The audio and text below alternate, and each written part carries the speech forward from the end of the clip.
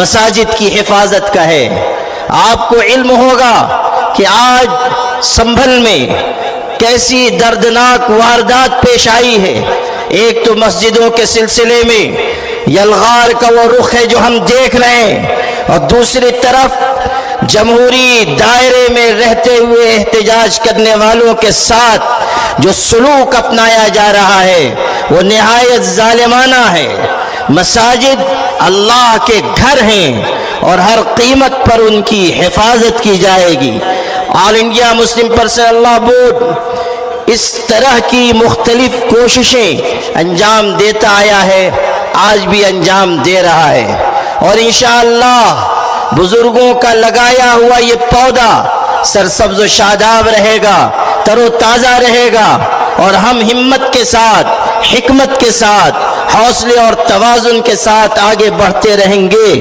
اور وہ وقت بھی آئے گا کہ جب ہم اللہ کے دین و شریعت کے تحفظ کے ساتھ ساتھ اس ملک میں عزت اور عافیت کے ساتھ زندگی گزاریں گے۔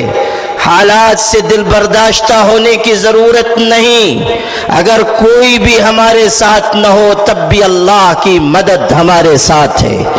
یاد کر لیجئے کہ جب حضرت نبی کریم صلی اللہ علیہ وسلم غار ثور کی تاریکیوں میں تھے اور دشمنوں کے قدم وہاں تک پہنچ گئے، سیدنا ابو بکر صدیق نے کہا دشمن قریب آ گئے ہیں، کسی بھی وقت ہم کو دیکھ سکتے ہیں۔ اس وقت ہمارے آقا حضرت محمد صلی اللہ علیہ وسلم نے ایمان و یقین سے لبریز یہ جواب دیا تھا، لا تحزن ان اللہ معنا، غم نہ کرو اللہ ہمارے ساتھ ہے۔